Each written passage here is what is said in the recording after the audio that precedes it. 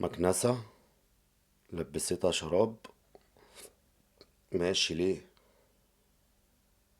طب ما من غير الشراب اشفطي على طول. اللي يعرف لبست المكنسة شراب ليه يقول لنا. انا مش فاهمها دي الصراحة. تمام. اللي بعده.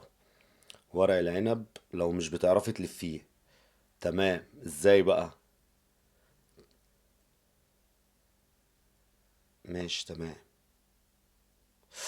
الكيس نفسه، الفكرة في الكيس، انا ما خدتش بالي.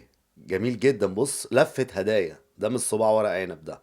ماشي. شماعة ولبستها شراب. تمام قشطة.